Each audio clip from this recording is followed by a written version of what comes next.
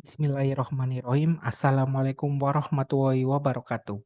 Perkenalkan, saya Muhammad Akbal Andaltonik. Hari ini kita akan belajar tentang property, plant, and equipment. Langsung saja kita mulai pembelajaran kita pada hari ini. Dalam materi property, plant, and equipment, sebelum kita memulai untuk langkah lebih lanjut, kita harus tahu dulu yang namanya harga perolehan. Harga perolehan adalah segala biaya yang dikeluarkan oleh perusahaan dalam rangka memperoleh aset tetap hingga aset tetap tersebut bisa digunakan oleh perusahaan. Ada beberapa aset tetap yang kita tahu ya, ada tanah, pengembangan tanah, gedung, bangunan, terus juga ada equipment, mesin, peralatan, dan sebagainya. Itu memiliki harga perolehan masing-masing. Kita mulai dengan harga perolehan tanah. Harga perolehan tanah meliputi seluruh biaya untuk mendapatkan tanah dan sampai tanah tersebut siap untuk digunakan. Biaya tersebut khususnya meliputi harga beli, biaya penutupan atau fee pengacara, komisi broker real estate, biaya meratakan tanah, pengisian, pengurukan, pengeringan, dan pembersihan. Juga ada asumsi hagadai, hipotek, atau sitaan atas properti. Seluruh biaya ini apabila dikeluarkan dalam rangka untuk mendapatkan tanah akan menjadi harga perolehan dari tanah. Selanjutnya adalah harga perolehan untuk pengembangan tanah, yaitu semua pengeluaran yang diperlukan untuk membuat pengembangan dan siap untuk penggunaan yang dimaksudkan. Biaya-biaya tersebut meliputi jalan masuk, tempat parkir, pagar, landscape, dan penyiraman bawah tanah. Selanjutnya ada harga perolehan gedung. Harga perolehan gedung adalah seluruh biaya yang berhubungan langsung dengan pembelian atau konstruksi. Ada dua ya, pembelian dan konstruksi. Untuk biaya pembelian meliputi harga pembelian, biaya penutupan, komisi broker real estate, biaya renovasi dan penggantian perbaikan atap, lantai, kabel, listrik, maupun pipa. Untuk biaya konstruksi termasuk harga kontrak yang telah ditambahkan dengan fee arsitek, izin pembangunan, biaya penggalian, dan sebagainya. Selanjutnya untuk harga perolehan peralatan, yaitu seluruh biaya yang terjadi untuk memperoleh peralatan dan membuatnya siap untuk digunakan. Biaya tersebut meliputi harga pembelian, pajak penjualan, biaya pengiriman, penanganan, biaya peralatan, selama transit, biaya perakitan untuk instalasi, dan biaya pelaksanaan uji coba. Kita langsung menuju ke contoh ilustrasi ya. Ini adalah contoh ilustrasi yang saya ambil dari buku Kieso. Ilustrasi yang pertama, Martin Company membeli mesin pabrik secara tunai sebesar $50.000. Pengeluaran yang berhubungan dengan perolehan mesin adalah sebagai berikut, yaitu ada pajak penjualan sebesar 3.000, asuransi selama pengiriman sebesar 500, dan instalasi serta pengujian 1.000. Tentukan jumlah yang dilaporkan sebagai harga perolehan mesin. Ingat, tadi harga perolehan adalah segala sesuatu biaya yang dikeluarkan oleh perusahaan dalam rangka mendapatkan aset tetap hingga aset tersebut siap untuk digunakan. Kata kuncinya adalah hingga aset tetap tersebut siap digunakan. Apabila tidak ada pajak penjualan sebesar 3.000, tidak dibayarkan, apakah mesin pabrik tersebut bisa digunakan? Tidak kan? Karena nggak mungkin kita bisa dapat mesin pabriknya. Terus ada biaya asuransi selama pengiriman. Memang pengiriman tanpa asuransi bisa dilakukan, tapi akan terjadi resiko-resiko yang tidak diinginkan. Dalam rangka menanggulangi resiko supaya mesin pabrik dapat dipakai, maka asuransi pengiriman ini harus masuk ke harga perolehan atau harus dilakukan. Selanjutnya instalasi dan pengujian. Apakah kalau mesin pabrik ini tidak diinstalasi, tidak dilakukan uji coba terlebih dahulu, apakah bisa beroperasi? Kan tidak bisa kan?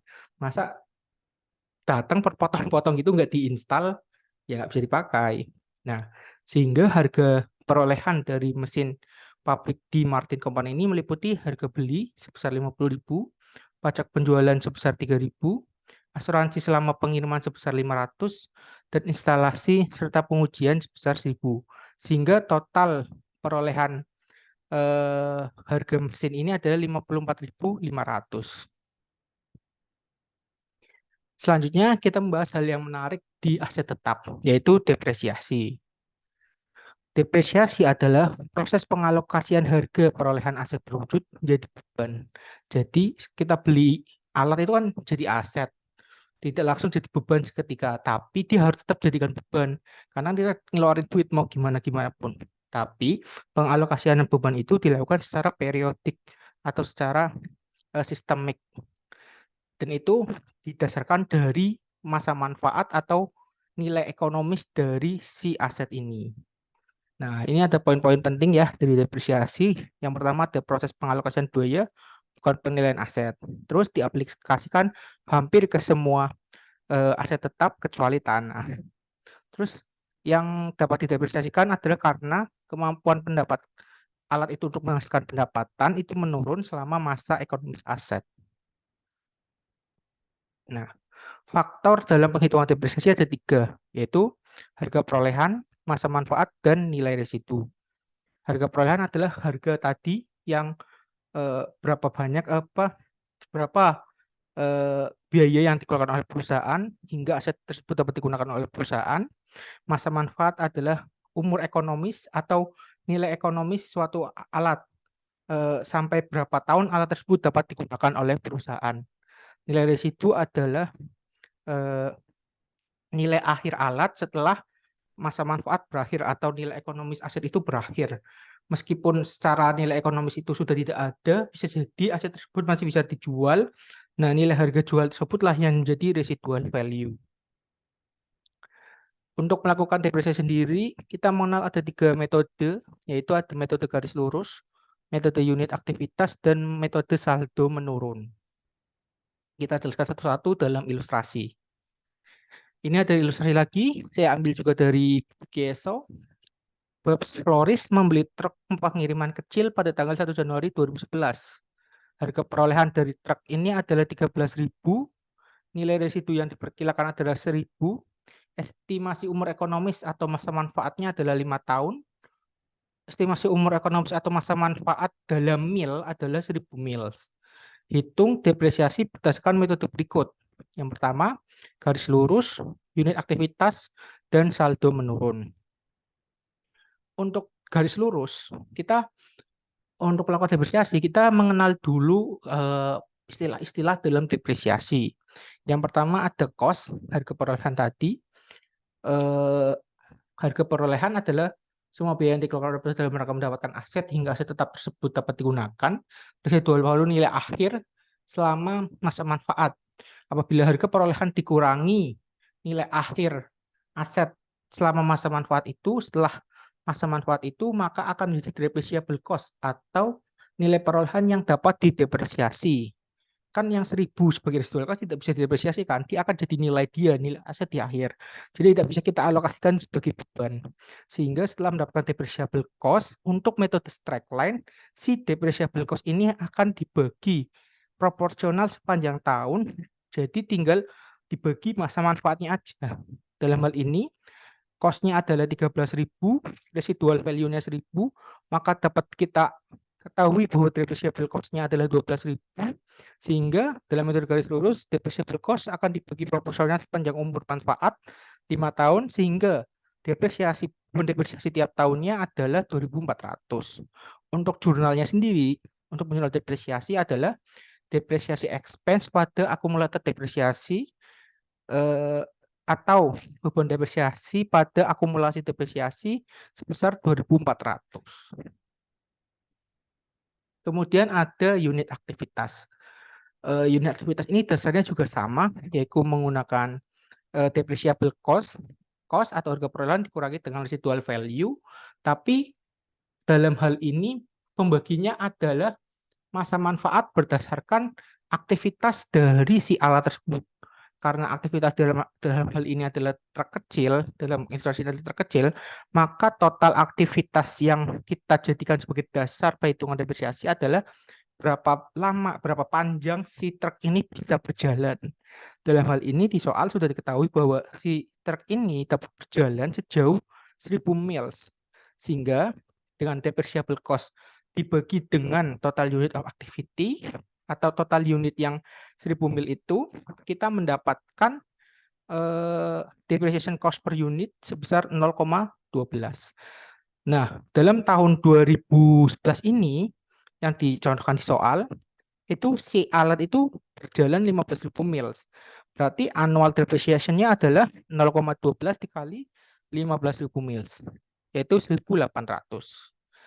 Ini kalau kita lihat tabelnya, bisa dilihat di beban depresiasi setiap tahun itu fluktuatif, karena itu mengikuti dari si truk ini setiap tahun itu berapa banyak geraknya gitu loh. Nah, makanya nominalnya itu fluktuatif gitu, mengikuti jumlah aktivitas dari si truknya ini. Jumlahnya sama, beban depresiasi pada akumulasi depresiasi sebesar 1.500. Selanjutnya adalah saldo menurun ganda.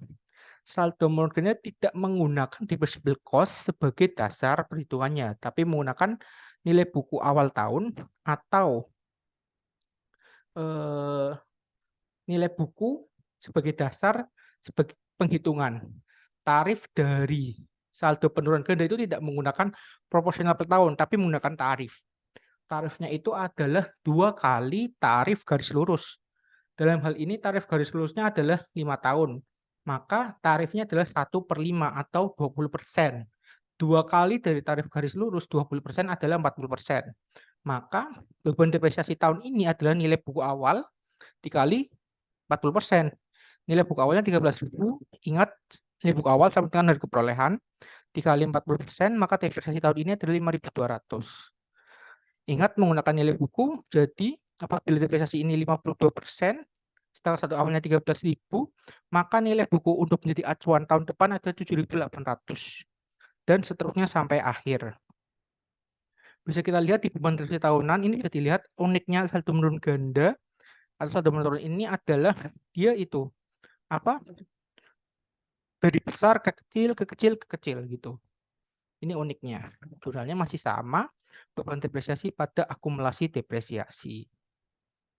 Selanjutnya adalah penambahan selama masa manfaat.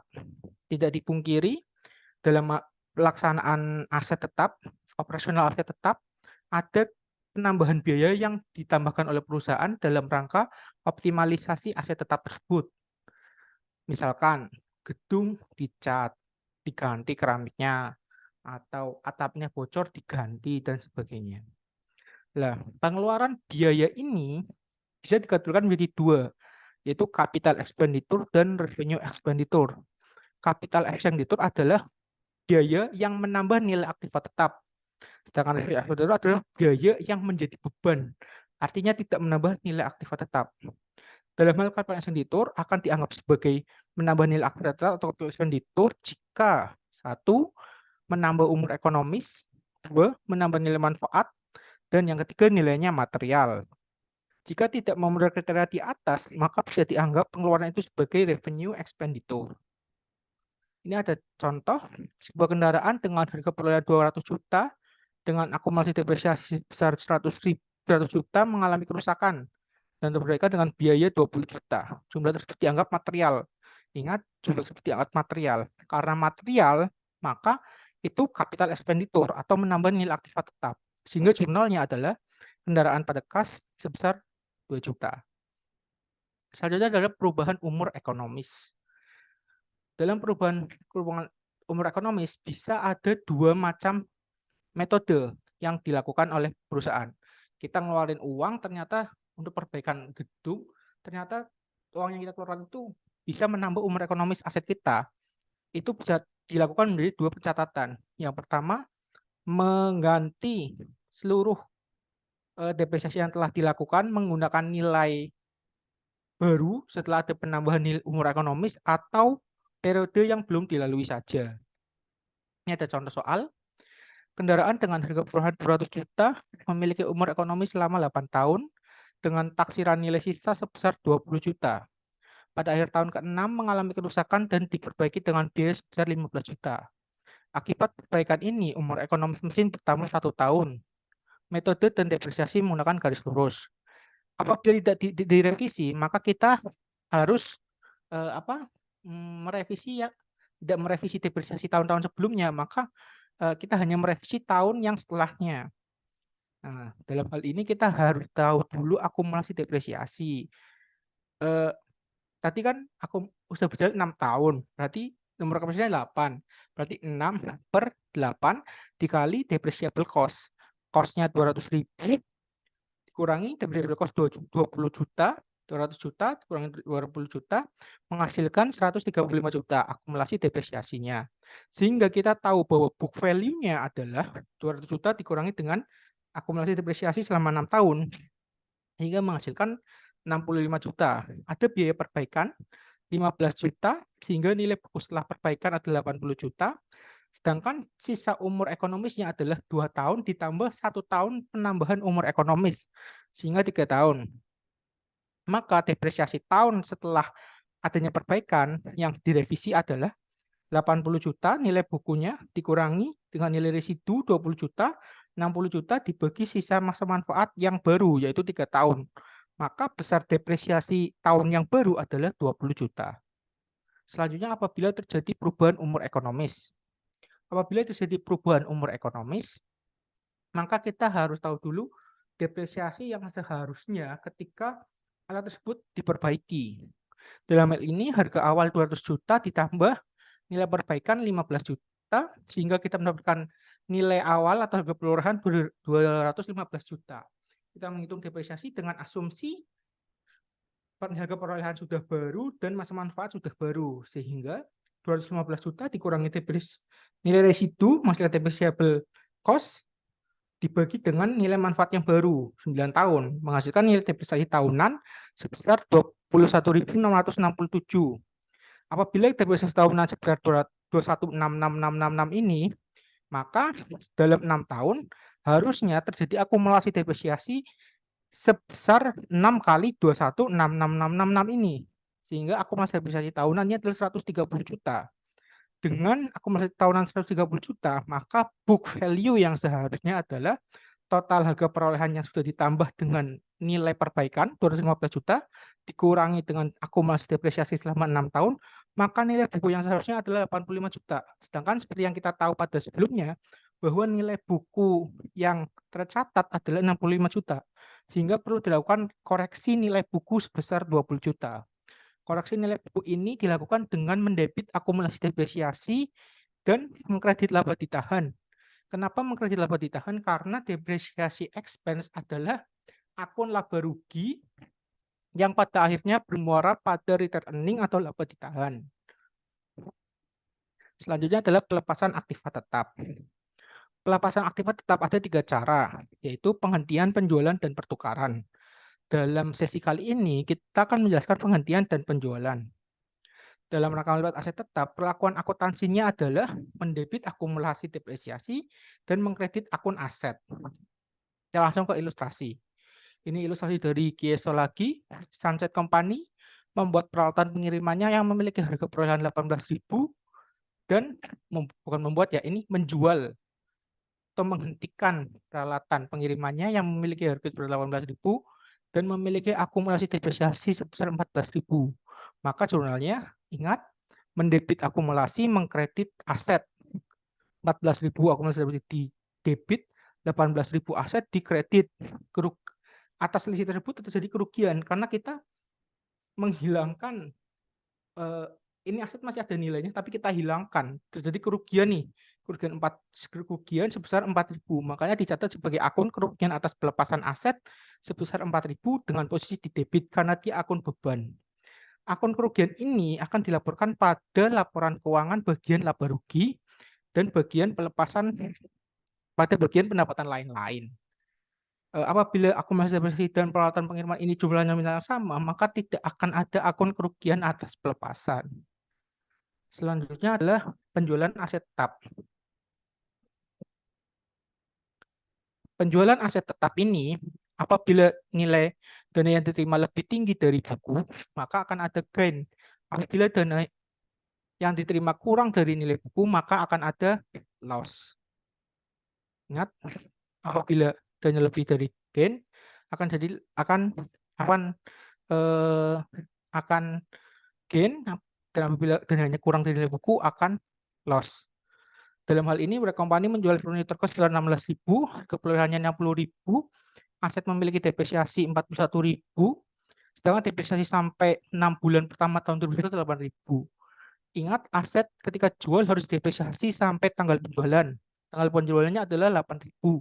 Maka kita depresiasi dulu sampai tanggal penjualan, depresiasi sampai akumulasi depresiasi, sehingga akumulasi depresiasi pada saat penjualan adalah 41.000 ditambah 8.000 atau 49.000. Dan akumulasi pada 49.000 dari keperluan furnitur kantornya 60.000, akumulasinya 49, nilai bukunya adalah 11.000. Dan yang diterima dari penjual 16.000, artinya di gain. Sehingga di jurnal kas akumulasi depresiasi 49.000, catatan kantor 60.000, dan terdapat keuntungan sebesar 5.000. Sekian presentasi dari saya. Kurang lebihnya mohon maaf. Wassalamualaikum warahmatullahi wabarakatuh.